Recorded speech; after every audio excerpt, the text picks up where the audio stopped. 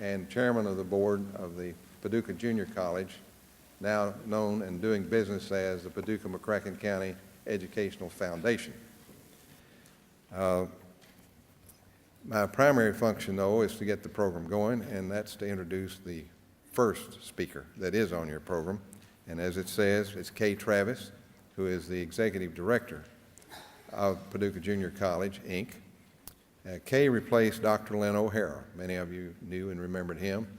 But Kay had been working with us for some time before Lynn left, and she, with her staff, have taken off on this and all the other programs that Paducah Junior College is involved in, and we're certainly pleased to have her, and they've just done a magnificent job. So Kay is, along with the others that she'll be introducing, has put this program together tonight, and I'm going to ask Kay to come up now and take over.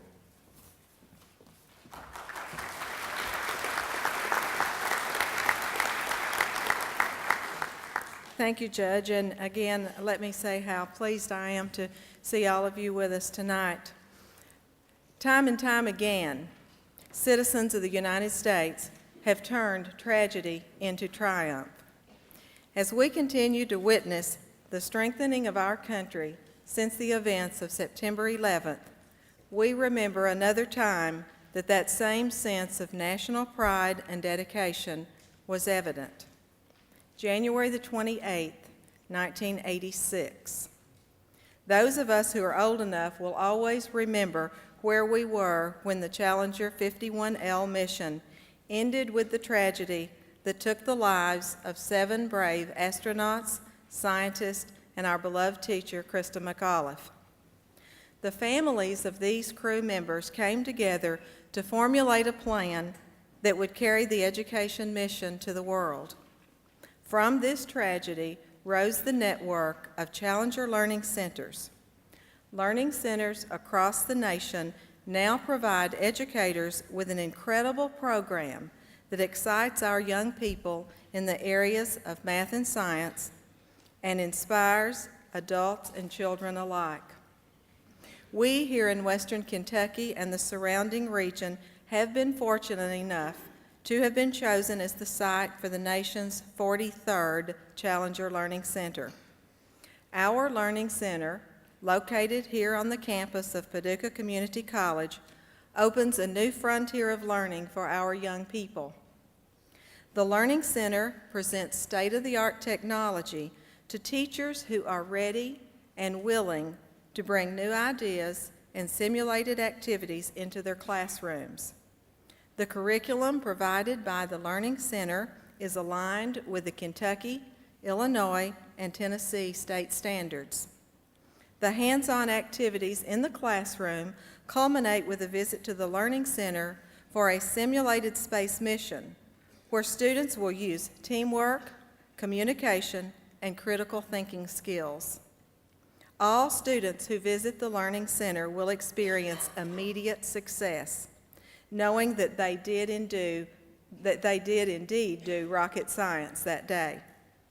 Whether they were the communications officer or the team responsible for building and launching the probe to test the gases of the comet, their participation was critical to the overall success of the mission. So we are gathered here on the 16th anniversary of the Challenger tragedy to thank you all for helping make this dream a reality for the children of our region. Our Learning Center will open with test missions this June, summer camps during July, professional development for teachers in August, and students will fly the first missions beginning in September. As of today, 18 local school systems have agreed to send all of their 5th and 6th grade students to the Learning Center next year. Our Challenger Center is a long-term commitment of the Paducah Junior College Board of Trustees and will provide outstanding educational opportunities to nearly 10,000 students and 500 educators each year. We thank you warmly for embracing us as an educational partner. We understand that in today's society, learning is a lifelong commitment, and education is truly everyone's business.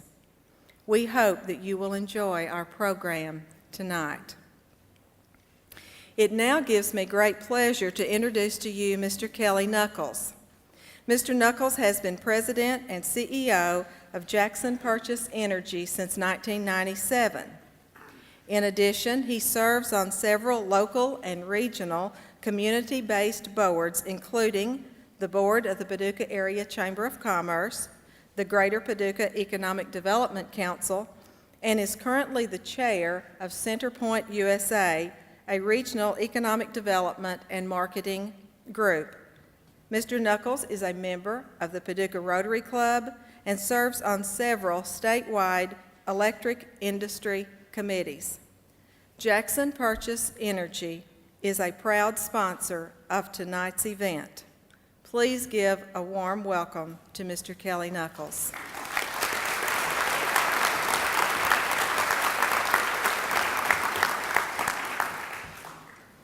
Thank you, Kay. This is indeed an honor and a pleasure for Jackson Purchase Energy, your community partner, to be here tonight and sponsor this. When I look around the room, I'm just in awe of the talent that's here tonight and the talent of the future that's going to come from this center that we're here to discuss tonight. Let me tell you a little bit about Jackson Purchase and its commitment to our community, just as our students are going to have to make commitments. Our members made a commitment some years ago, back in 1936. We talk about teamwork, and I'm sure Astronaut Scott's going to talk about teamwork and those kind of things. Well, there was a team effort in 1936 when members elected to let's form an electric utility. Let's form one we own ourselves. And out of that genesis became Jackson Purchase Energy. There have been lots of troubles and tribulations over the times, but we're still here today. We're committed to our communities, as Kay has said, through economic development, but we're also committed to our youth. And we think the youth of this community and all the communities around us is our future. We as Jackson Purchase sponsor a number of scholarships. We're actively involved in the newspapers and schools program. We think that's important that our young people be able to understand news and how it relates to each of us day to day. We're also involved in providing teachers extra materials, whether that be speakers or resources for Science Day programs and basic electricity. I also want to talk just a little bit tonight, because I don't want to take up too much time for our real number one speakers, and that's Astronaut Scott tonight. And so I think it's important, but I did want to also talk about the commitment of our members out there and what they do for us every day.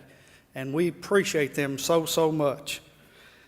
Talk about teamwork, and I mentioned in 1936. Then there were other parts of, as we've had troubles over the years, and as a nation we've had trouble. Chairman Howerton mentioned September 11, a grave day in our country. Well, there were other days in our country as well. We've had the challenge in the 1960s to be involved in the space race. Well, we met that challenge, and we're meeting the challenge of September 11 today. And I'm ever so proud of the way this nation has responded to that. And it's just a great thing to look around and to have things like the Pledge of Allegiance that a lot of us used to take for granted over the years. Now we don't take those things for granted. We recognize what is happening in Washington and are more actively involved in that, and I think that's a great thing. One of the things that I guess I've been looking at and trying to decide how our future was going to be developed, and I'm a great believer in teamwork. And there's not any I's in team. We've all heard that before.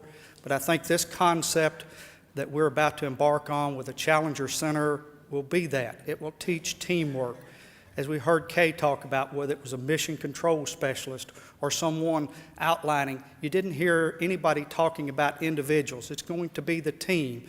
It was a team that overcame that great tragedy 16 years ago. And now we're here today to build on that tragedy and to make it even better. And I'm ever so proud of what our country has done. It has been a great pleasure for Jackson Purchase Energy to be involved in the youth of our community and to help sponsor this tonight. And I thank each one of you on behalf of our members. Thank you.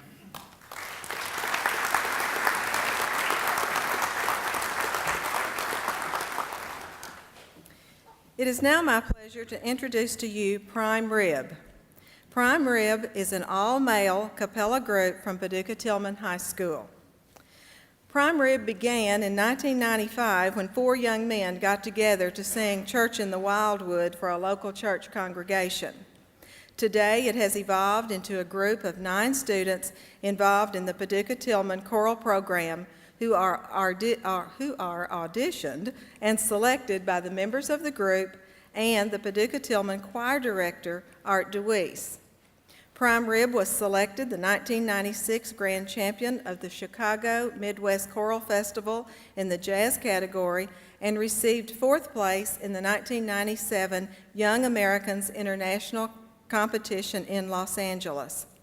They were selected to perform at the 1998 Kentucky School Board Association's conference in Louisville. Prime Rib also has toured England, Scotland, Prague, Vienna, Salzburg, and Paris. They have been involved in 3 different recording projects in Nashville. This group will be touring with the Tillman Choral Department next year in Italy. They perform under the direction of choir director Art DeWeese. Mr. DeWeese was Kentucky's High School Music Teacher of the Year in 1998 and was named one of 12 outstanding music teachers in the year 2000 by the National Music Education Association. Please help me welcome Prime Rib.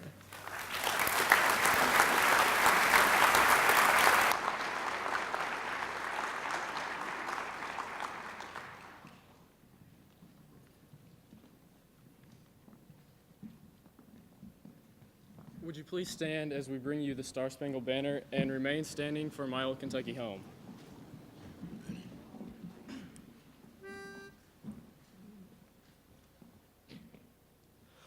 Oh, say, can you see by the dawn's early light what so proudly we hailed at the twilight's last gleaming, whose broad stripes and bright stars through the perilous fight o'er the ramparts we watched were so gallantly streaming, and the rockets' red glare, the bombs bursting in air, gave proof through the night that our flag was still there.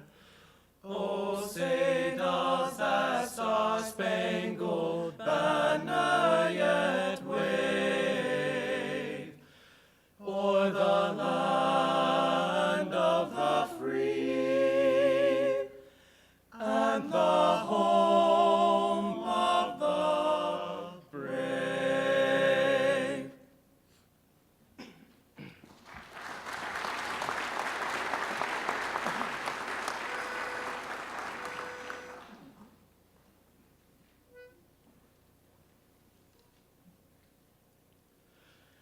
The sun shines bright on my old Kentucky home. 'Tis summer, the children are gay. The corn tops ripe and the meadows in the bloom, while the birds make music all the day. The young folks roll on the little cabin floor, all merry, all happy and bright. By and by hard times comes a knocking at the door. Then my old Kentucky home, good night. Weep no more, my lady, oh, weep no more today. We will sing one song for my old Kentucky home, for my old Kentucky home, for my old Kentucky home, for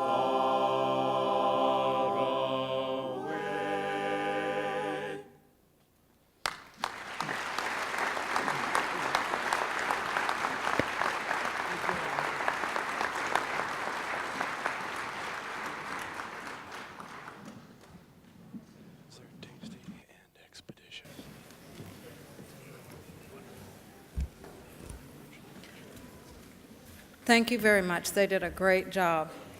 My name is Sherry Brock, and I'm the Center Director for the Challenger Learning Center here at Paducah Community College. In my former life, I was responsible for bringing learning centers and helping communities open them up across the country. And one of the sayings that we used to like to pontificate across the network is that what we build is a Challenger Learning Center, but what we end up with is a Challenger Learning Community. Dr. June Scobie Rogers is our founding chair, and she has a recipe, her ABC recipe, for what she calls success for bringing in a Challenger Learning Community. So I thought I would share with you all tonight who defines our Challenger Learning Community to Vance and to Commissioner Wilhoit. In the A of ABC is ability, and ability comes in the form of the group who has the vision or the dream for a Challenger Learning Center. These are the folks who can identify the resources in the community to make this dream happen. And they have to have tenacity, because pursuit of a dream is not for sissies. It takes perseverance and patience in order to achieve that dream. In our learning community, our ability comes in the form of our Paducah Junior College Board of Trustees, our donors, and our elected officials, both federal and state. Congressman Ed Whitfield, Senator Bob Leeper, and Representative Frank Rash, who have helped us make our dream become a reality. The B is for belief, and belief is for the group of folks who are responsible for carrying out that dream on a day-to-day basis. They're the ones who endure the dream and incur the peaks and valleys, and we all know what a challenge can be in trying to get a project like this going and do it with a smile on their face, ever determined to make this happen. In our case, our belief is the staff of Paducah Junior College, the staff and faculty of Paducah Community College, and our education committee members. So at this point, I would like our Board of Trustees for Paducah Junior College to stand, our donors, our staff of Paducah Junior College and the Community College, and our education committee members. Please stand so we can recognize you and give you all a big hand.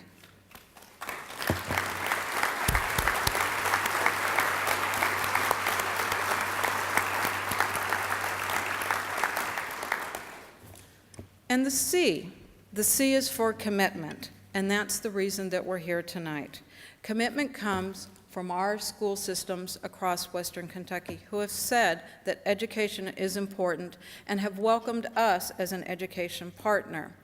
All of these school districts are represented here by this banner that you see hanging, and this banner will hang out in front of the Challenger Learning Center building until we open.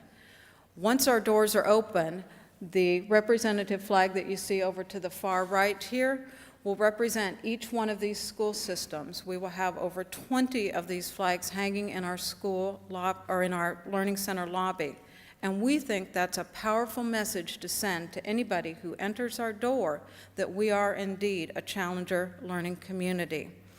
As a way to thank our school systems, the Paducah Board of Trustees are giving to each of the school districts an acrylic statue that has Paducah Community College Challenger Learning Center Charter School District. That is our gift to you, and we thank you.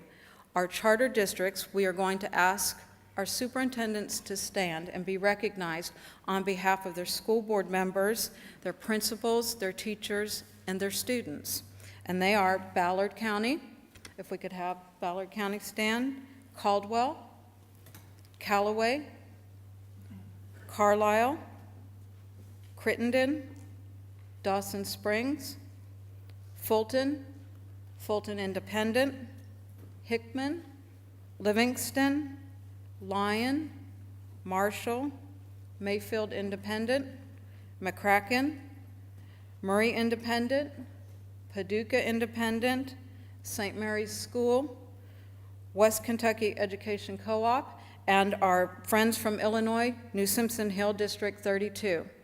Ladies and gentlemen, let's give a round of applause to our school district. Thank you all very much.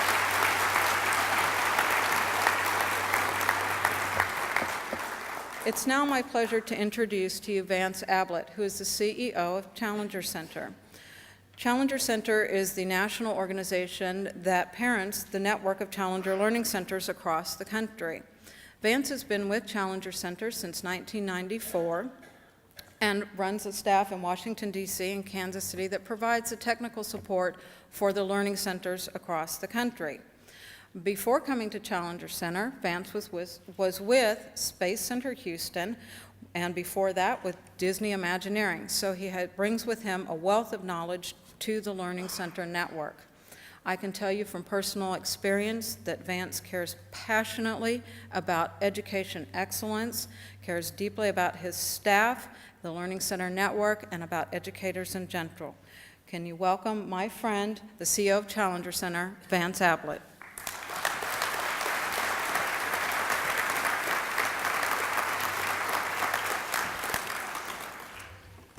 Well, it's truly a distinct honor and a pleasure to be here in Paducah tonight.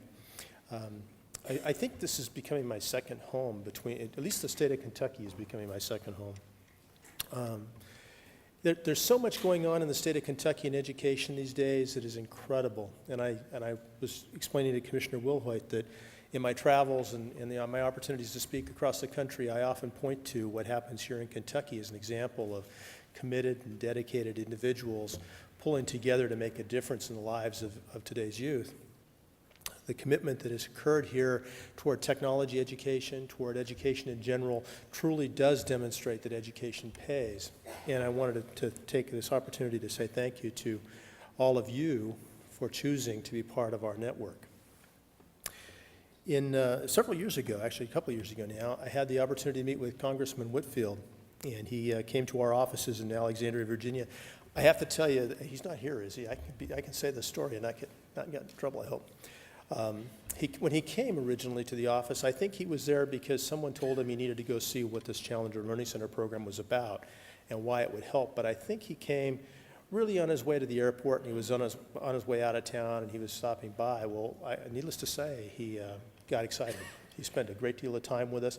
In fact, he actually missed a flight and had to take a later flight, which did not score well at home. But on the other side of the coin, he got so excited that he became a very, very vocal participant in what happens here. So we want to thank Congressman Whitfield as well for what happens here.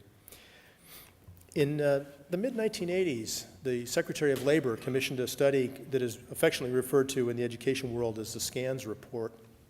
And in it, they talked about the needs of education in order to fulfill the promise of tomorrow's workforce. This is 1984, if I'm not mistaken, 85, somewhere in there, before we existed. And it's interesting because when you repeat that survey today, you find the same things are critical. It isn't that we don't have the technical skills, because we oftentimes find those, but what we lack are the ability to marry those technical skills with the qualities that are critical to success in today's market. Those include teamwork, critical thinking, problem solving, the ability to gather and interpret data. And it's interesting because when you look at the strengths of the Challenger Learning Center programs, all of them will address those issues in spades. We put students into areas where they would be challenged as team members, where they have the opportunity to excel, to show their strengths. And as Kelly said earlier tonight, as Mr. Knuckles said earlier tonight, there's no I in team, but what happens is that the individual finds themselves and is able to say, I made a difference, I made something happen, I succeeded at what I'm doing. And I think the folks here on this stage can attest to the fact that oftentimes the subjects of science and math are difficult for students, not because they're hard to learn, although for some of us that might be the case, but because they're theoretical. It's hard to understand where they fit in and why we need to know them. And when we put students together and we allow a student whose strengths in education might be in music or might be in geography or history, and they're given an opportunity to excel by finding solutions to problems on board a spacecraft in a real-life setting, they all of a sudden see themselves as successful. They see science as a subject which they can master, and that is the key to making a difference. It's the ability to engage the student, to reach their heart, to reach their soul, and to understand that they, in fact, are part of the solutions that we face in the world ahead of us. So today we look out at all of you and we realize that this is the community that is bringing the Challenger Learning Center to Paducah. It's you folks. It's this team of folks across the stage from me. There's 18-some people here tonight representing school districts from Western Kentucky and Illinois. Congratulations, Illinois. And it's a fabulous statement about the commitment that they're making to education. It's a chance for you all to recognize them. It's a chance for us to understand how important this Learning Center process is to you. You know that as we look toward the future and we realize what's out there ahead of us, there's a lot of talk about the quality of education in the United States, and there's a lot of talk about where will the next leaders come from. But I want to submit something to you because we're on a community college campus and we're also in the state of Kentucky, that if you look out at where the foreign nationals are actually getting their education, they're coming here. It's not the education system that is the problem. They're coming here to be educated. They're taking that knowledge back with them. The challenge before us is to excite and engage our students, to bring them into the real world of education, to make this a real life learning experience and a lifelong learning experience. And Challenger Center will do that. You'll see students who will come alive for the first time, who will catch on to what we're talking about in science, about acids and bases or batteries and bulbs and circuits. They will all of a sudden understand the need for communication and the critical thinking to solve problems, and that will excite them and engage them and make a difference. And if we can do that, and if we can inspire them to move forward, if we can inspire them to take forward an interest in education and move into the community colleges or the universities, then we've done our job. That's what we're about, and that's what all of you are asking us to do. And I want to thank you truly from the bottom of my heart and from all 7 of our founding directors, the family members, the crew of the Challenger. We want to thank you for being part of this network, for bringing this commitment to education to this part of Kentucky. It's truly a pleasure to be here. And to my heroes, thank you for being part of this network as well. Thank you tonight.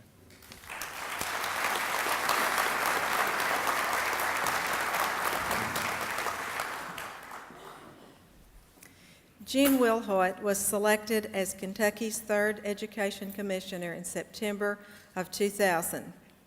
Mr. Wilhoit oversees the Kentucky Department of Education, which provides assistance and resources to the state's 176 school districts and nearly 1,300 schools. Mr. Wilhoit is a native of Tennessee and began his education career at Northmont Junior High in Englewood, Ohio, where he was a social studies teacher. After many years as a teacher in the public schools, he moved on to the Indiana Department of Public Instruction as program director and served as executive director of the National Association of State Boards of Education and special assistant in the U.S. Department of Education. In 1997, Mr. Wilhoit became deputy commissioner for the Bureau of Learning Support Services in the Department of Education. He holds a master's degree in teaching, political science, and economics from Indiana University in Bloomington and a bachelor's degree in history and economics from Georgetown College. A resident of Lawrenceburg in Anderson County, Mr. Wilhoit and his wife Rebecca have 3 children. It is truly an honor to welcome Gene Wilhoit, the Commissioner of Education for the Commonwealth of Kentucky.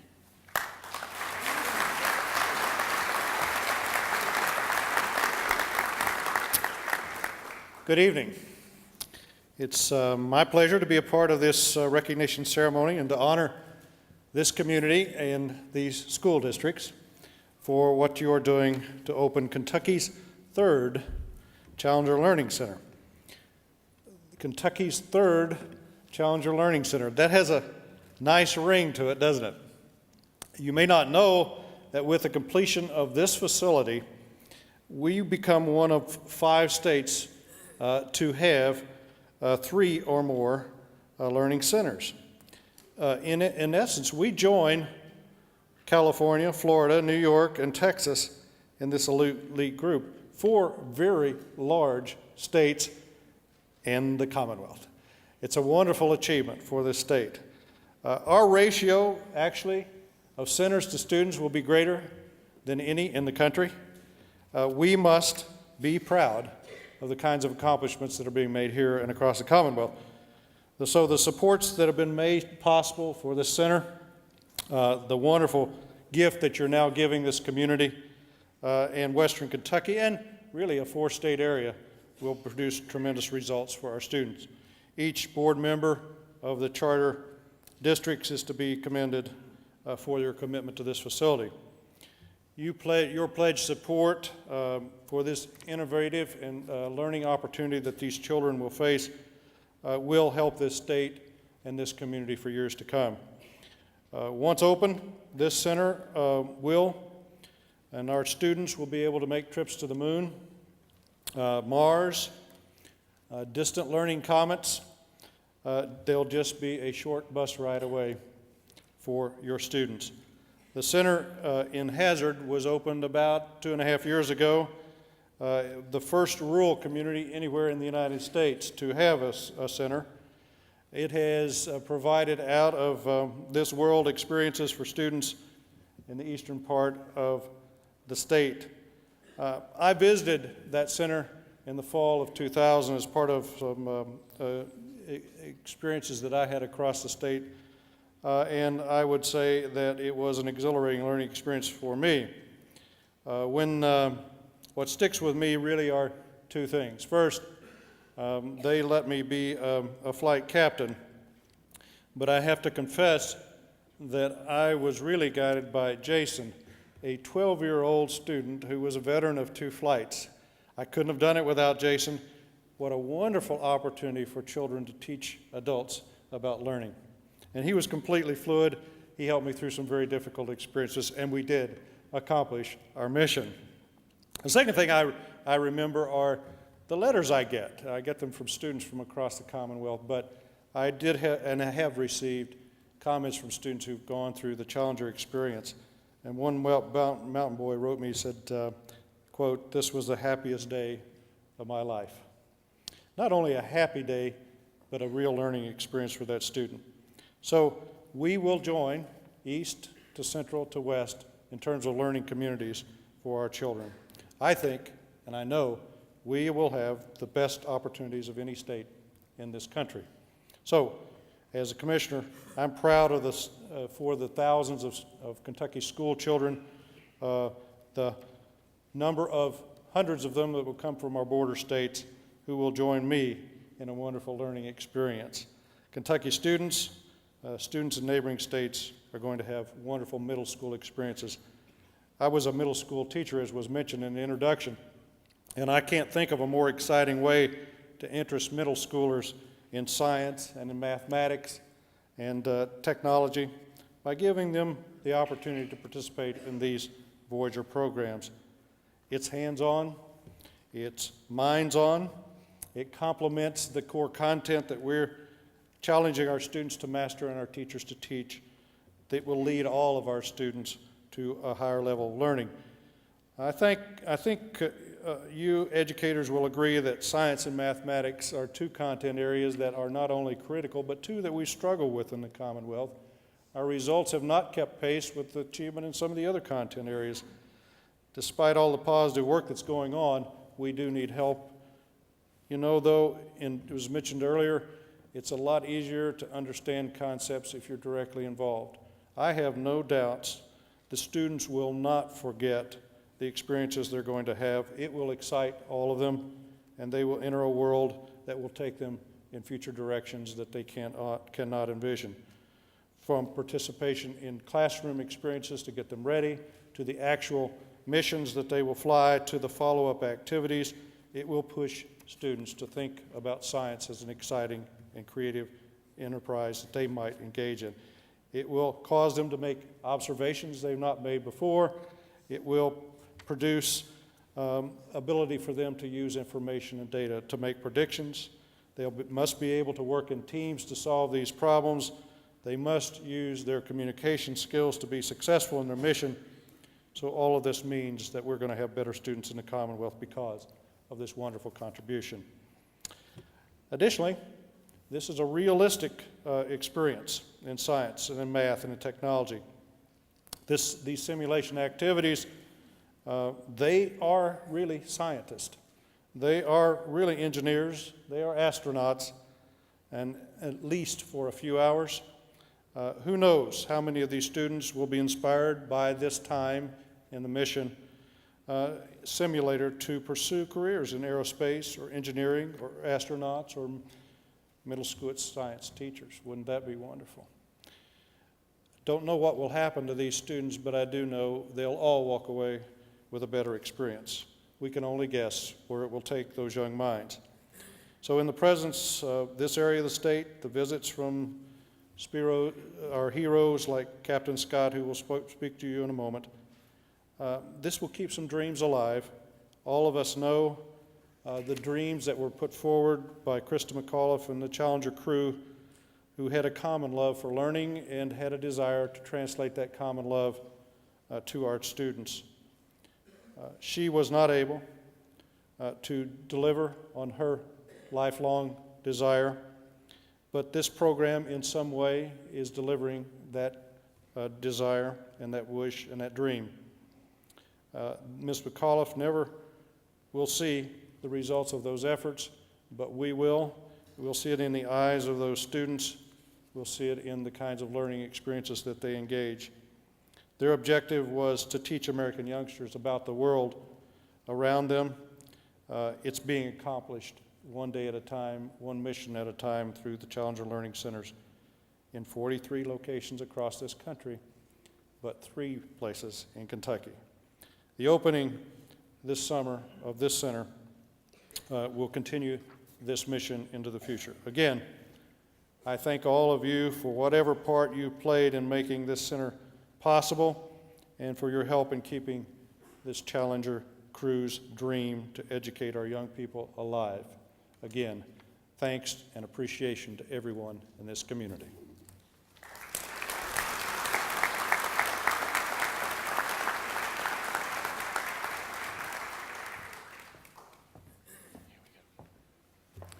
Good evening. I am Joe Frampton. I have been honored to serve on the Paducah Junior College Board of Trustees during this exciting time, and it's going to get more and more exciting as the Challenger Center becomes reality. Last September, the Challenger Center asked students in Western Kentucky, Southern Illinois, and Northwest Tennessee to tell us how they thought a winter holiday on Mars would look. They were asked to consider the facts about the environment on Mars, such as the atmosphere and polar ice caps, and to partner those facts with their own cultural holiday beliefs. The result, amazingly, was over 450 entries in this art contest from students in 4th through 8th grades. Choosing winners, and particularly a grand prize winner, the honorable mentions, was obviously no easy task, and I think at this moment I'd like to thank the judges who took on that task. Susan Guest from Paducah Bank, Sherry Connie from Holtman's, Gwen Kaiser from the Girl Scouts Bear Creek Council, Holly King, Sherman Carter and Barnhart, Sylvia Mathis from WPSD Channel 6, Paul Ross from Paducah Community College, and Elaine Spalding from Paducah Area Chamber of Commerce. We certainly thank all of you for taking on this task and working to identify these winners. The creativity of these young folks should not have surprised us, but obviously it did. There are 10 honorable mentions that we'd like to bring up on stage now to be recognized, and I would ask them to come up, please, at this time. And while they're coming up here, I want to encourage you to take a look at the artwork which is on display in the lobby of this theater. And when the Challenger Learning Center is completed, the artwork will be displayed there in the halls as a reminder of the talent that we wish through this center to unleash in every child who enters through the doors. We at Paducah Bank are proud to sponsor this out-of-the-world art contest. And our 10 honorable mentions will be receiving Challenger Learning Center merchandise and a $10 gift certificate to Kentucky Oaks Malls. And I would like now to recognize these students, honorable mention winners from Livingston County Middle School, Andrea Bohannon. Andrea, where are you? Is she not here? Okay. Nate Dyer from Colwell County Elementary. Nate. Lacey Font from Heath Elementary. Lacey. Dominique Fowler from Paducah Middle. Natalie Mayo from St. Mary Middle. Lacey Myers from Lone Oak Middle. John Pierce, also from Lone Oak Middle. Aaron Powers from Meridian Elementary. Leanne Renfro from Paducah Middle. And Jacob Roper from Hickman County. Congratulations to all of these honorable mention winners.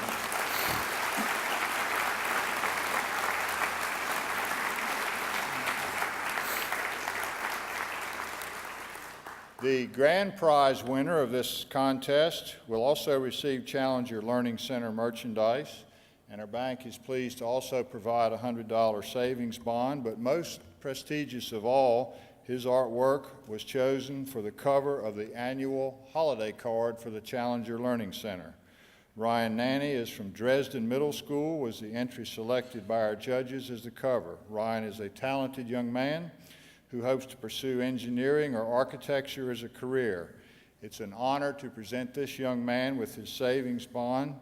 And Ryan, we congratulate you on a job well done. Congratulations.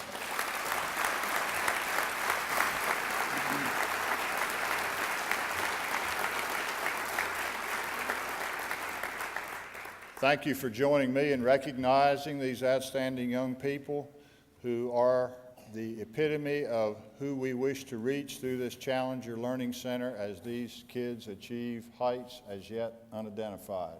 Thank you all for participating and congratulations. We appreciate you being here tonight.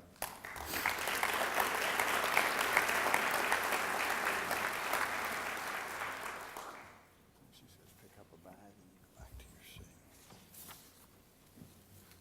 Congratulations to you. You all can go back to your seats. Thank you all.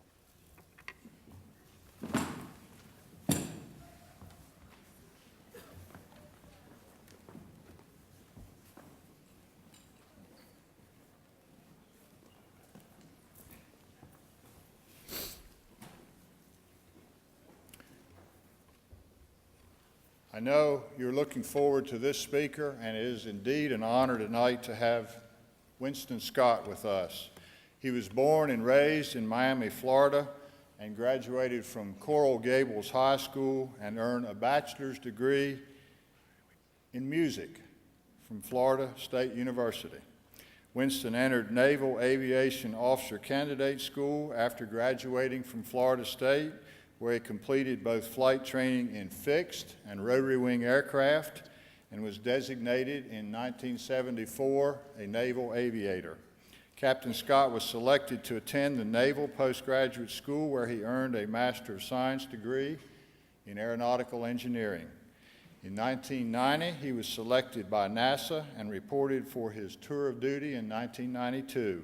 He served as a mission specialist on STS-72 in 1996 and on STS-87 in 1992. He has logged a total of 24 days, 14 hours, and 34 minutes in space, including 3 spacewalks totaling 19 hours and 26 minutes. Winston's work in space is now regarded as case study in leadership and expert communication, qualities most clearly exhibited in the much publicized capture of the Spartan satellite on the STS-87 mission. Captain Scott retired from NASA and the U.S. Navy in July of 1999 to accept a position as his alma mater, Florida State University, as Vice President of Student Affairs. As I listened to Sherry a few moments ago talk about her ABCs, ability, belief, and commitment, it struck me that here is a hero who epitomizes those 3 qualities. And I don't yet know how he went from a degree in music to outer space.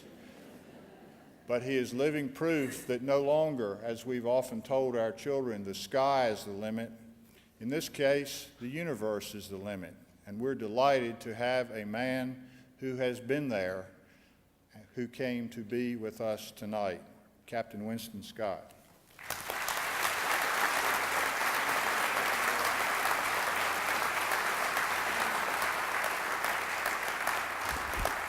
Thank you very much and good evening. It is indeed a pleasure to be with you this evening. I've spent a total of a little over 24 hours in Paducah, and I've enjoyed it very much, almost as much as I enjoyed my 24 days in space. You have a wonderful community here, and I'm really happy to have been able to share this time with you. As I sat listening to the array of speakers come up, and I was thinking of some of the opening remarks I would make. We've had such wonderful remarks already. I'll be honest with you, I can't think of anything that I could say to add to what has already been said this evening. I'll simply say this, though. I'd like to express my appreciation to everyone, to all of the elected officials, the appointed officials, the school board members, to everyone who is here tonight as a supporter of the Challenger Learning Centers. People ask me quite often, how did you get to become an astronaut? And just as I just said, people want to know how you go from being a musician to being an astronaut.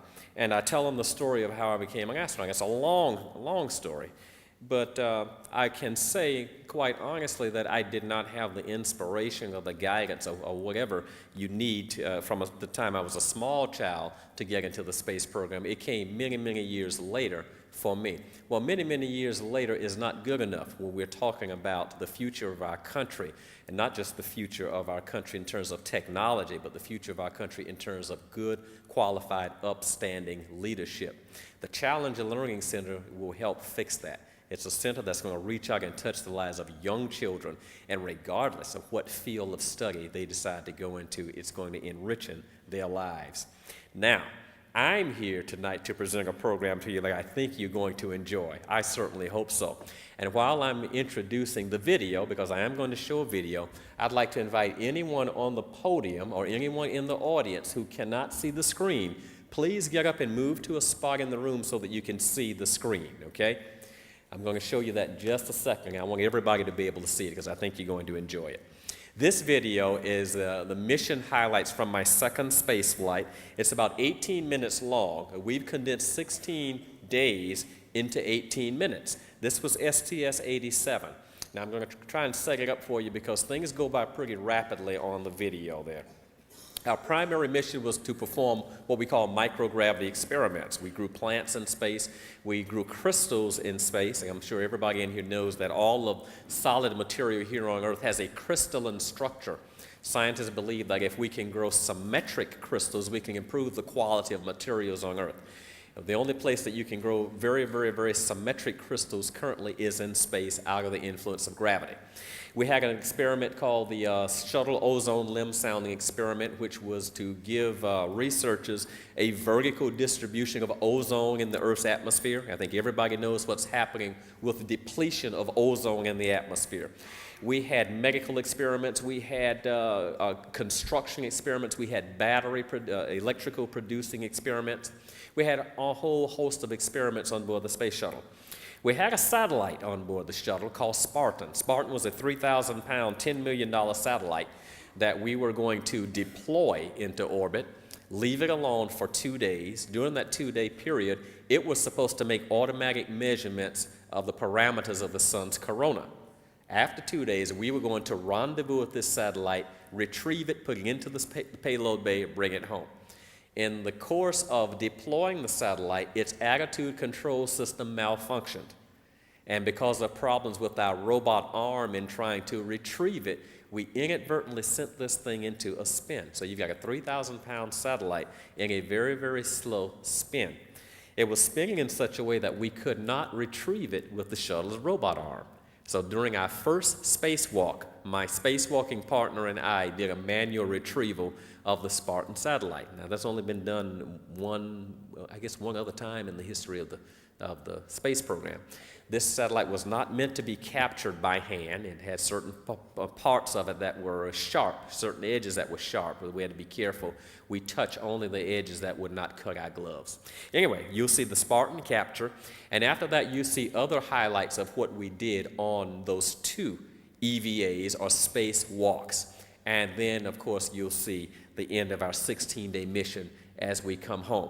Now, with that introduction, I'm going to ask Todd, and I think Todd's in the back who's going to work the video for me. If somebody can get the lights and Todd can bring the video up. We'll go in and run that, and afterwards, you get a chance to talk back to me. As I said to the students this afternoon over at the high school, if there's ever anything at all that you've wondered about flying in space, think of those questions because you get a chance to ask them. And when I ask the questions, please don't be shy. Speak now or forever hold your peace. Okay, actions, camera, roll them. How about stopping the video and roll it all the way back? It's not rewound to the beginning? Todd? Yeah, rewind it for us and let's start over again so that I can see it from the beginning too.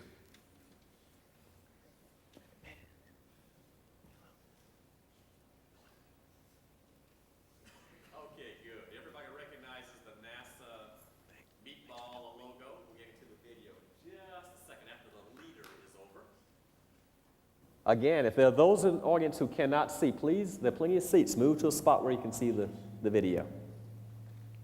There we go. There's the NASA meatball, or the logo, just kind of bringing us into the film. This is our crew patch. You see that on my flight suit. Everything on there has a meaning. Kevin Kriegel, our mission commander, his third flight, his son's soccer hat with speed on it there. Third flight. This is Steve Lindsay getting ready for his first flight into space. In the suit-up room, those are our launch and entry suits. This is Kalpana Chawla from India. Kalpana Chawla is a lot of names, so we just call her KC. That's her first flight. Yours truly, getting ready for my second flight into space. Kevin and I were the veterans. There's Takao Doi from Japan. Takao is preparing for his first flight into space. And Leonid Kodynyuk from the Ukraine, first flight. You can see we had an international crew. There we are leaving crew quarters where we're quarantined for 8 days. We'll get on the crew transport vehicle, and it'll take us out to the pad, about a 20-minute drive. The rocket's on the pad. You can see it sits up on its back. We sort of climb in, lie on our backs with our feet in the air. We have to have people to help us climb in. The guy in the white there is an astronaut support person. Actually, he's an astronaut himself. And they help us climb into the vehicle and get strapped in. And let's see, there I am. My seat is in the center. I'm the flight engineer as well as the lead spacewalker. And you see Casey next to me. Now we've jumped ahead about 4 hours. We've had several hours of tests going on. We're down to the last 7 seconds, and the main engines are going to come on. There we go. Main engines light. Then the solid rocket boosters will light, and we will leap off the pad into space. There we go. When we pass the top of the tower, I always like this stat. At the top of the tower, we're already going faster than 100 miles per hour. We passed Mach 1 in 45 seconds. We roll over the heads down, and we're off and running. Notice how we're sort of sitting there smiling along for the ride? Yeah, we aren't doing much. The computers are doing the flying. We monitor the gauges, be sure everything's working properly. If we had to, the crew could take over and fly it, but the computers do a much better job than we could, to be quite honest. At the end of first stage, the solid rocket boosters are done. They're jettisoned away from the rocket, and we continue into space on the space shuttle main engines. And you can maybe see my laser pointer there. Just before main engine cutoff, you'll see us thrown forward in the seats just a little bit. The external tank is jettisoned. It tumbles back into the atmosphere and burns up. The solid rocket boosters parachute back into the ocean, and they're reused again. Once we're in orbit, we turn our rocket into a space station. We're opening the doors. This, incidentally, is sped up. If we watch this in real time, we'd spend the whole hour watching the doors open. So we had to speed that up. And you can see everything that we carry in the back of the payload bay. Now, this bay is big enough to put a bus in there. You can take a Greyhound bus in the orbit. That's the size of this thing. This was taken through a microscope. It's a crystal being formed. You can see how nice and symmetric this crystal is. This is the ozone experiment that I told you about. Inside of this canister is a device to sense ozone in the Earth's atmosphere. And it's the first time that we have a device that will give a vertical distribution of ozone in the atmosphere versus a flat or horizontal distribution of ozone. So we think the scientists are going to like that. First time it's been tested in space. Now we're back inside. Casey is there in the red shirt. I'm to the lower right in the blue shirt working on the computer. Casey is our robot arm operator, and that's the shuttle's robot arm right there. And there's the satellite, Spartan. She's going to lift that satellite up out of the bay with the robot arm and place it into space. And I've already told you that it's going to malfunction. We'll see all of that here in just a little bit. This view was taken as if you were sitting on the end of the arm. There we go. Now she's lifting the satellite up very carefully out of its guides and putting it out into orbit. where she'll turn it loose. And then, of course, we'll see the malfunction here in just a little bit. Now, you see her at the window there. We're looking out. What you don't see is Casey is strapped into place. She has her legs around a leg restraint to hold her body in place. You can't work in space if you can't stay stationary, so we have to anchor ourselves down to do any kind of work at all. This is just the sun reflecting into the front of the camera, causing it to bloom. It will clear up in just a little bit. There we go. Notice how the arm is bouncing up and down when she's trying to re-grapple this thing. That bouncing motion causes her to miss that grapple, and you see the tip off. It will start this thing spinning here in just a little bit. It's a slow spin, only about 2 degrees per second, but it's 2 degrees coupled about all 3 axes. So it will spin a little bit in one mode, and then all of a sudden it'll change and begin to spin about a different mode. Now that velocity there is still too fast for us to match with the space shuttle. You can't rotate the shuttle like that to catch this thing. And that necessitated a manual capture. Now there's Kevin exercising. He has to strap himself to the seat, otherwise his body would float away. There's his Spartan satellite mock-up that he made out of a film canister, and he's talking to mission control. Takao and I are inside the airlock preparing for our first space flight. We're getting the spacesuits ready. And next scene you will see will be the next day. We are outside in the payload bay, ready to catch the satellite. This scene always reminds me, it looks so quiet and so still, but I have to remind the audience, we're moving at 18,000 miles per hour. And so is that satellite. Everything is moving around the Earth at 18,000 miles per hour. Now you can see the Earth in the background. I'm on the left side, Takao is on the right side, there's Spartan in the middle there, and we're getting ready to capture this thing. The whole evolution took about 3.5 hours, so you'll see it condensed here in just a matter of minutes. The sun coming up over the horizon, blooming into the cameras. You see the Earth limb on the left side there. Now you can see us actually manipulating this satellite. And it's about the size and about the weight and the mass of a small car. The Volkswagen weighs about 3,000 pounds, thereabout. There we go. Now we're trying to put it down into the bay. Even though this doesn't weigh anything in space, there's still 3,000 pounds of mass that you have to be very careful on how you manipulate it. Otherwise, you could lose control of that thing. Okay, we completed that. Now we're moving on with our other task. This scene reminds me to tell my audience is how they recognize us inside, because both spacesuits look just alike. Well, my suit has stripes around the leg. If you can see my pointer, see the stripes on my legs? And Takao's suit is clean. There's nothing on it. So that's yours truly, manipulating this huge thing here. This is a mock-up of a battery that's used on the space station. It's a 500-pound device on Earth, so it's 500 pounds of mass in space. I put it on the end of this crane, and Takao is putting the crane through its paces. This crane has never been tested before. It won't even stand up under its own weight on Earth, but it will move thousands of pounds of mass in space. You saw him cranking it with a hand crank. Now he's using a power tool to telescope the crane. And we wanted to be sure we could point this thing precisely. What kind of resiliency would it have? Would it vibrate and bounce? Would it telescope in and out very carefully? Just generally putting the crane through its paces with this large mass. Now, we completed that, and you see me removing that battery. See how it floats? 500 pounds. It just floats very easily in space, but again, you have to be very careful, because if you get 500 pounds of mass moving, you have to stop it. Every action you start, you have to control it. It's very easy to lose that. At the end of almost 8 hours, Takao is sending a greeting to the folks in Japan. He's the first Japanese astronaut to walk in space. And there I am going back inside. I'll close the hatch to the airlock. We'll repressurize it, take the suits off, and we're back inside of a safe environment of the shuttle. There's Leonid. Remember Leonid from the Ukraine? Leonid is growing plants in space. I mentioned that at the beginning. While Leonid was growing these plants in space, scientists were growing similar plants on Earth. And the idea is that we'll bring our specimens back. They can make a comparison and determine if there's any effects of microgravity on plant growth in space.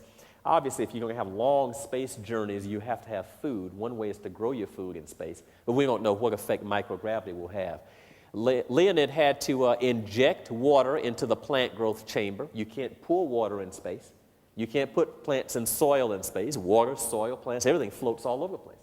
So he has these plant growth chambers, and he injects the water through that long syringe type thing. Now, we're talking about educational activities. This is a scene where students from the Ukraine called the space station, the space shuttle, and Leonid and the rest of us were able to answer questions from students real time from the space shuttle. Kevin and KC working in the microgravity glove box. The glove box allows us to perform hazardous experiments in the space shuttle. For example, this one has to do with flame propagation in space.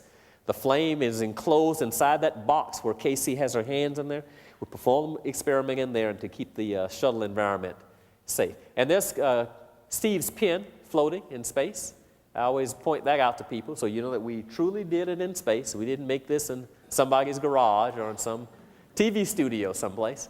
There's Kevin and Casey working in the glove box again. Again, what you don't see is that everything is anchored down. Their bodies are anchored in place so that they can get the experiments done. You see laptop computers, microscopes, video recorders, a lot of equipment that you have in your homes, that you have here in school, we carry on board the space shuttle. Of course, it's modified, the software is different and so on, but the same general equipment. Here we are again, Takao and I. We're getting ready to go outside for our second spacewalk. We've jumped ahead another couple of days now. We have more tests to perform on equipment for the International Space Station. There's Takao, everything on but his helmet, and the microphone's in front of his mouth. You'll see me take a drink out of my straw. There's a drink bag inside of your spacesuit. When you wear that suit you close up in there for 10, 11 hours, you have to drink water. So you have this drink bag and the straw sticks up in front of you. You can just sort of sip the water out of it. Before we went out, we lifted Spartan out of the bay again. Now, we did not release it. You already saw the malfunction. But we lifted it up to test these laser reflectors. And that's part of a video guidance system that the space shuttle will use to dock with the space station. Lifted it up, tested the reflectors, and we put it back into the bay, and then we went outside for our spacewalk. Who's there on top? Come on, you're not paying attention. Takao, yeah, no stripes on the suit. I'm on the bottom there. Yeah, his name is Takao, kind of like a cow, Takao. Anyway, this time, instead of putting that large mass on the end of the crane, I put a small mass, a cable caddy. This cable caddy is really a spool, kind of like a spool of thread, except instead of thread, you can have computer cables, fluid line cables, electrical cables, and so on. You can take the cables into space on this cable caddy, move the caddy around with the robot, with the crane, and then pay the cable out as you construct your station. And you can see it popped off. It didn't readily adhere to that crane, but I finally got it on, and again, Takao is putting it through its paces. Look at the background. Upper left-hand side, you can see how bright the sun is on the Earth, and then the darkness on the Earth right beneath us. It is so beautiful from space. I wish everybody could see the real thing. The pictures just don't do it justice. We finished that task, and here I am on the left side. I am launching a robotic-controlled camera. That little ball there looks like a soccer ball. It's really a robotic-controlled camera.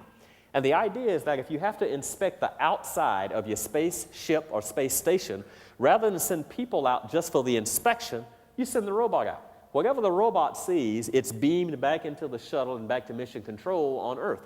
And what you're seeing now is the space shuttle as seen through the eyes of this robot. That's the robot, it's not the moon. And Steve Lindsay, our pilot, flew this thing around for about an hour and 40 minutes or so. First time anything like this has been built or tested forever. And we're doing it for the first time here on Columbia. Now, at the end of the flight, Steve will fly the robot back to me so that I can catch it, power it down, and bring it back inside. We're on the dark side of the orbit. That's why it's a little dark there, but it will lighten up as we move around to the light side of the orbit. And there I am. That's me as seen through the eyes of that little robot. And you can see the suit and all of the equipment that I've got hanging off of my body there. We go around the Earth once every 90 minutes. So you've got 45 minutes of daylight followed by 45 minutes of nighttime over and over and over and over again.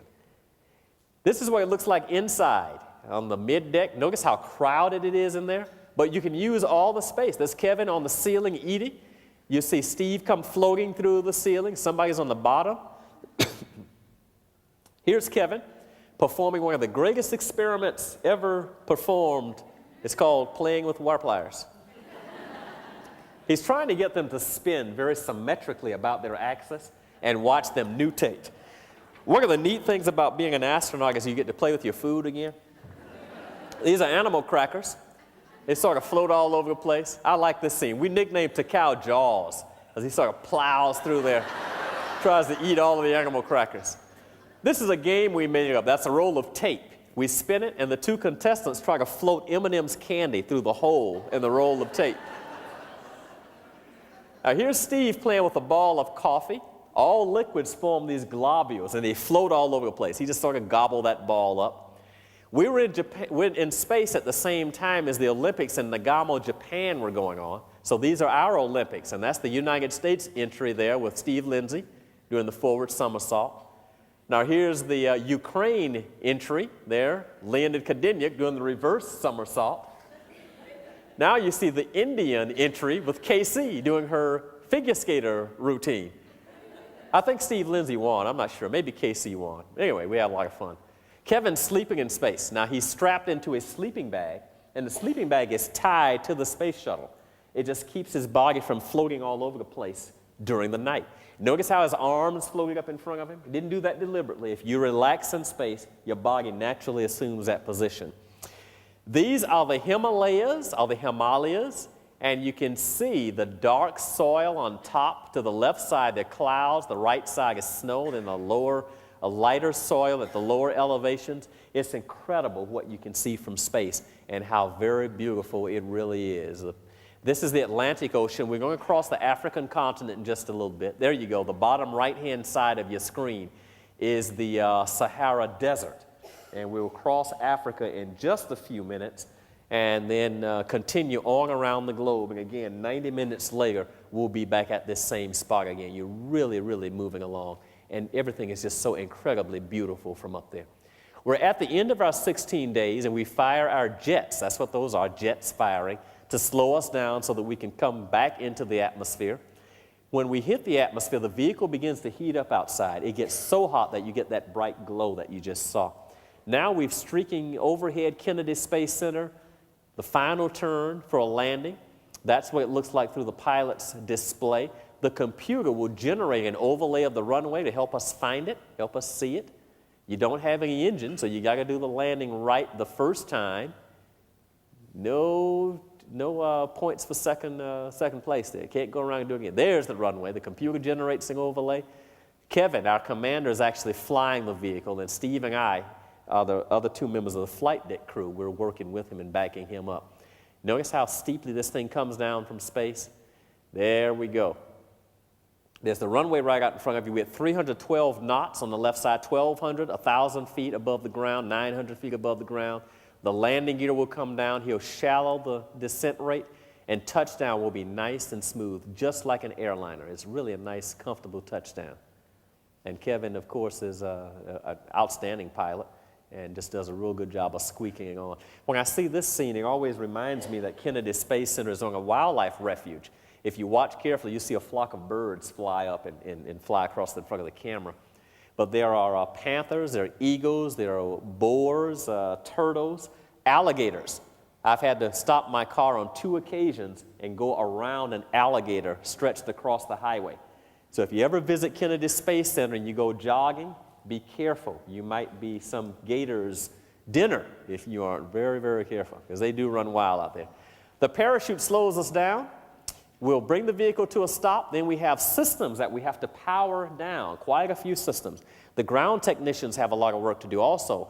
Primarily, they have to sniff, not physically, but with their instruments, sniff the air around the outside of the shuttle to be sure none of the poisonous and hazardous gases that are used in its operation are present around that shuttle. After about 45 minutes or so, they'll open the hatch. The flight surgeon is the first person in.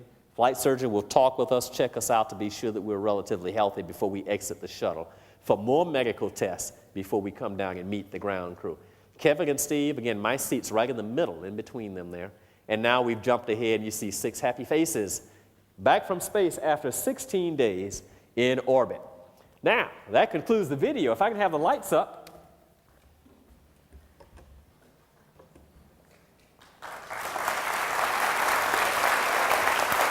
Good, thank you. I hope you enjoyed that. It's kind of a fun video. I like showing that and like talking about it. But the part I found to be most fun when I do these presentations is this part, because now you get to talk back to me. So how about it? Now, there must be some questions or comments or something from the audience. Something you... All right, first hand I see is right over here. Did it seem like you all were moving fast? I mean, things were moving fast? When you look outside of the shuttle and down at the earth, there's no doubt in your mind you're moving fast. But when you're inside, like on the middeck, when we're playing with that roll of tape and playing with the animal crackers, you can't tell you're moving fast. It's just like being in an airplane or on a bus or whatever. If you're in a car, if you're in your car, you're reading the newspaper, you're looking down, there's no sensation of movement other than the feeling. But if you look out and see everything passing by, you can tell you're going fast. Same thing with the space shuttle. I saw a hand over here someplace before I took that one. Okay, I see this young man right here. What's your question? Real loud. All right, excellent. Sign him up. I don't have anything to say about that. There's a hand in the back, this young man back here.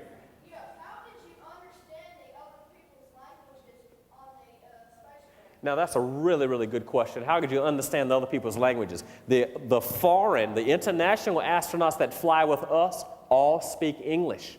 Now, the American astronauts that fly with other countries learn to speak their language. For example, we have American astronauts who fly with the Russians. They learn to speak Russian. So, lesson to all the young people in the audience, one of the good things to learn in school is another language.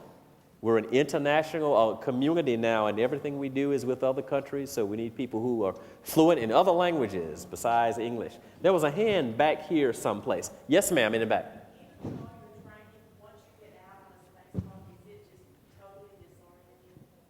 It is, with all your training, if you didn't hear the question, when you get out on a spacewalk, is it totally disorienting? And the answer is it can be disorienting, yes. It can be very disorienting. Totally is not quite the word because you do have a lot of training. I'll tell you what was disorienting to me. I was the person who was calling all the signals for that satellite capture because I was the experienced spacewalker, and because of my position in the bay, I was telling Kevin, who was flying, where to position the shuttle so that we could reach it. And I was also instructing to Cal as to what to do when we got ready to capture it, to move it, and so on. When we first rendezvoused with the space shuttle, the shuttle was flying upright, like an airplane. It's just right side up. The earth is flat beneath you. And we were standing there in the bay. But in order to catch it, we had to manipulate the shuttle to a different attitude so that we could grab the safe parts of it. As Kevin began to move the shuttle, the earth began to rotate. And if you remember that scene where the earth was vertical, I could see out of the corner of my eye, the earth was starting to rotate. And instinctively, I tried to move my body to stay perpendicular to the earth. Well, of course, that didn't work. But I immediately thought to myself, okay, no big deal. Don't think about the earth. Just focus on the satellite in front of you, and you can get the job done. But the point is, it was very disorienting when the earth began to rotate like that, because you're not used to doing those kinds of things here on Earth. But your training, especially aviation training, really helped out in that respect. Yes, right here. You said it appears silent and peaceful. Is there a lot of noise in the space shuttle while you're... There are noises in the vehicle. There are machinery noises. The fans are running, the pumps are running, and you hear those noises. When you're outside in your space suit, it's relatively quiet. You hear some air blowing, yourself breathing, and you hear your companions talking to you over the radio. The way you communicate, obviously, is through radio. And that's pretty much all you can hear. Now, that leads me to something else about sound propagation. We all know how sound propagates. When I speak, my vocal cords produce vibrations in the air. The vibrations travel to your ears. They cause the eardrum to vibrate. The vibrations are sent to the brain, and you hear me.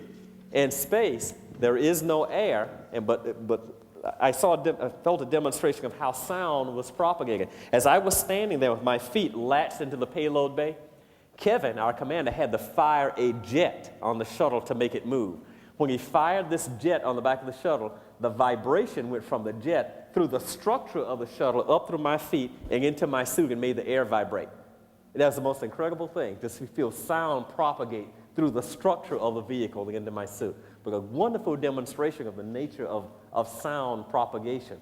So anyway, I saw a hand down here someplace. Yes, sir. I didn't catch exactly what caused the malfunction of the satellite. Yeah, the malfunction was a computer code problem, and when we went to release it, we had to power the satellite up and then program it from a laptop inside of the shuttle before we released it.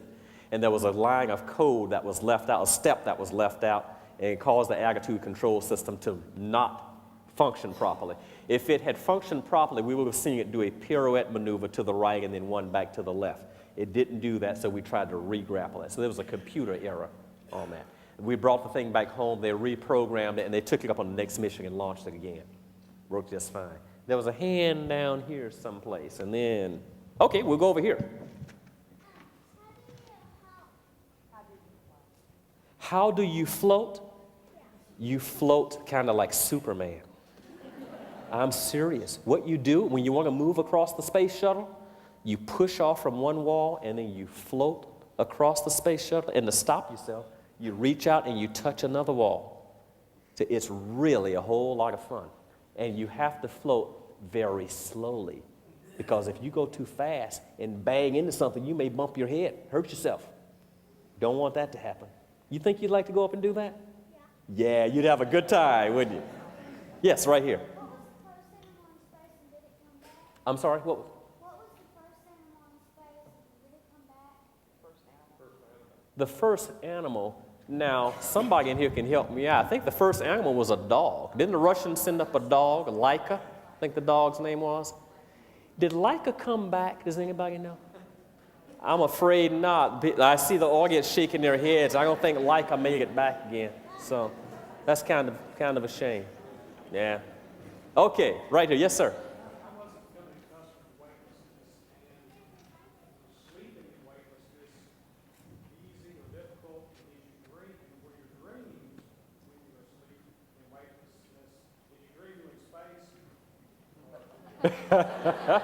Okay, the question was about sleeping, or adapting to zero gravity, sleeping in space and dreaming in space. And yes, there is an adjustment, a big adjustment that your body undergoes when you go into space, a big adjustment when you come back.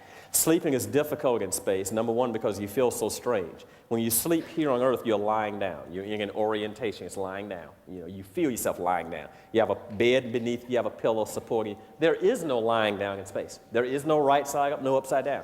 Your inner ear, that, as you know, produces the feelings of balance and attitude, this is confused. So when you close your eyes and you're attempting to sleep, one moment you may feel like you're right side up. The next moment you may feel like you're upside down. You may feel like your head's down. You may feel like you're lying. The inner ear gets confused. It's a very strange feeling until you get used to it. Also, you're just excited about being there, so it makes it difficult to sleep. Now, I can't remember, quite honestly, any dreams that I had in space. I probably did dream some. I just don't remember.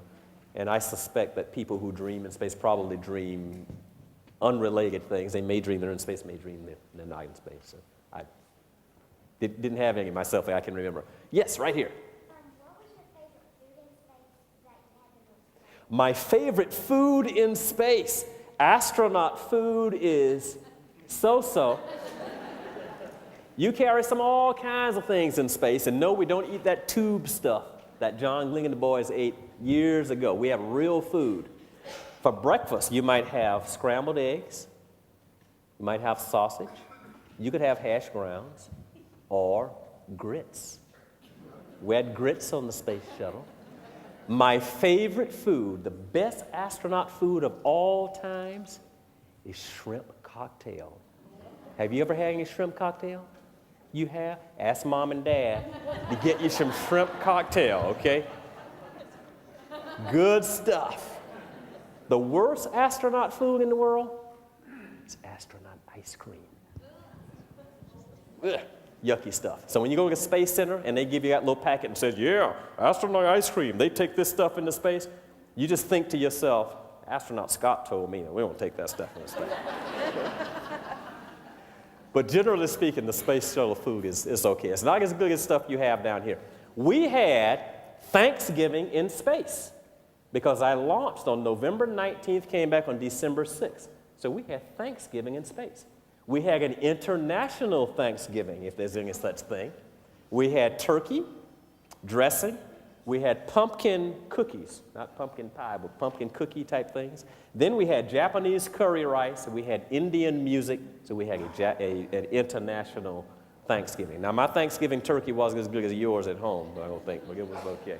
I'll keep going now until somebody signals me that the time is a couple more questions. Okay, let's go. I saw this hand here. Yes, sir. Okay, I'll get both of those. Yeah, in the back first. What was it? Personal hygiene. Okay, yeah, good. And of course, the space shuttle is a short duration vehicle. We don't have a shower. You have to sponge bath. The soap is in liquid form. You squeeze the liquid soap out in your washcloth. You sort of sponge yourself all over. Then you take fresh water in a washcloth and rinse yourself off, and then you towel yourself dry. You brush your teeth in space like you do down here. You can't spit the toothpaste out. It would flow all over the place. So what I do is I take a damp washcloth and I sort of soak up the toothpaste out of my mouth. Then you take water, squirt the water in your mouth, sloshing around, then you kind of soak it up into a washcloth. You comb your hair, shampoo your hair. We have rinseless shampoo. You shampoo it in your hair, lather it up, and just towel it dry. I'm trying to figure out a way to get some so I can sell it down here on Earth. But that's generally how you do the same things up there you have to do down here. Shaving, the guys have to shave. Some people take electric razors. I use a regular razor with cream, but disposable razor blades. So I use it one time, then I put the razor blade in the trash, and the next day I get a clean one, because you can't rinse a razor up there the same as you do down here. So all kinds of ways to hygiene things that you have to take care of. No, we're running out of time. I saw this hand here.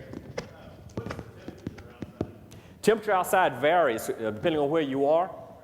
If you're on the light side of the orbit with direct sunlight, it can be as hot as 250 degrees Fahrenheit. If you're on the dark side, away from the sun, it can be as cold as minus 250 degrees Fahrenheit. On my first space flight, I tested thermal improvements to the space suit. And I anchored myself into the payload bay. They rotated me towards deep space. The temperature, we had a thermal cube to measure, take some measurements and calculate the temperature. Got down to minus 99 point something degrees where I was standing. And I had to test out whether the suit worked well. And I've got all 10 fingers, 10 toes. I didn't lose anything, so it worked. I think I have time for one more, maybe. How about a young, oh, okay, I was going to go with a student, a child. We'll take your question then. Yes, sir. On Earth, when like you're standing there now, your joints and your vertebrae are dealing with gravity. That's right. What happens to them in space over 16 days? Yes, your joints and your vertebrae are being compressed by gravity, for those who did not hear the question here on Earth. When you go into space, you don't have that, and your vertebrae actually stretches out. And astronauts grow an inch to an inch and a half in space. So I always tease the audience and say, some of you who are vertically challenged, just sign up, go into space, and you grow and you get a little bit taller while you're up there. Bad news is when you come back, you shrink back to your regular size.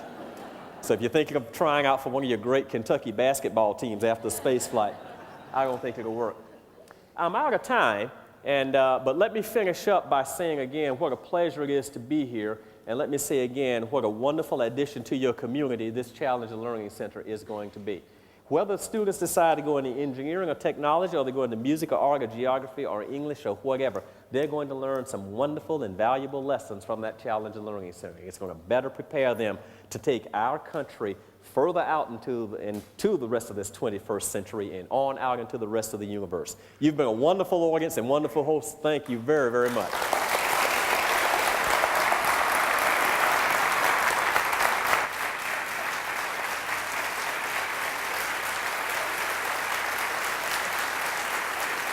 Thank you. Thank you.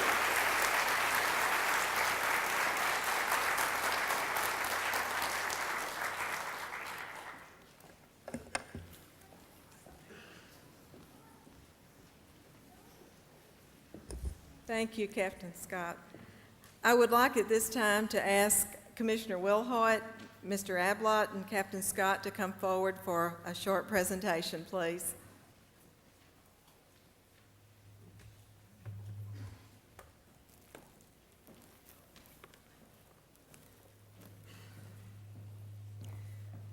On behalf of Mayor Bill Paxton and the Board of Commissioners, I am proud to bestow on each of you the honor of Duke of Paducah.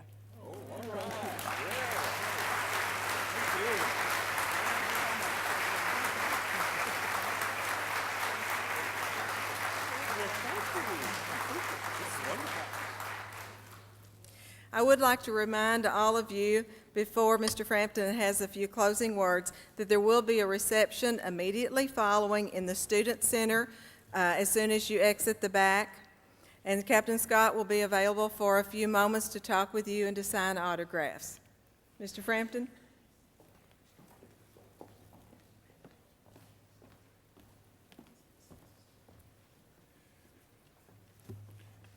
You know, when I first learned about Challenger Learning Centers a couple years ago, I had no idea about this wonderful voyage that we've begun.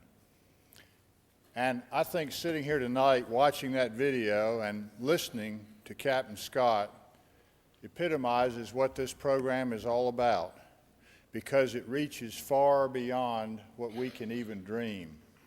And what we have on the front of this campus is a building coming out of the ground. It's bricks and mortar and steel. But what that building is what our young people will learn in that building and what they will do with the ability and the talent and the commitment. And I want to say to you, Captain Scott, we so much appreciate your being here. I found your remarks and your video absolutely fascinating. And there may be some in this audience as I look out here who can join me in remembering the October day in 1957 when we learned that Sputnik was launched. I was in a 9th grade science class, and I think now where we've come from that day to look and see what people like you, sir, are accomplishing in space. And I think it's an absolutely fascinating journey, and I truly think the universe is the limit, not the sky any longer. This project has been the result of many, many people making commitments to it. And I think many of them have been recognized here tonight. But I want to say that it takes truly a community to achieve a success that we're about to experience when we launch the Challenger Learning Center at Paducah Community College. How can you get involved? Obviously, we need financial support. And that's an ongoing commitment as this program grows and reaches new heights. You can volunteer at the Learning Center, and that may be a new concept that some of you have not thought about, but there will be opportunities, volunteers working with children, materials, and programs once that center is open. And best of all, and most importantly, you can spread the word.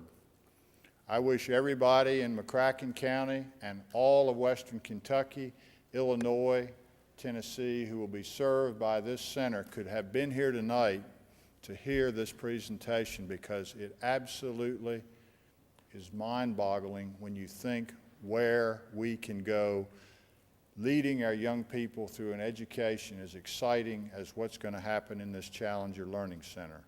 So thanks to all of you for supporting this center, volunteers, elected officials, board members, school superintendents, and most of all, students who will be the great beneficiaries of this project.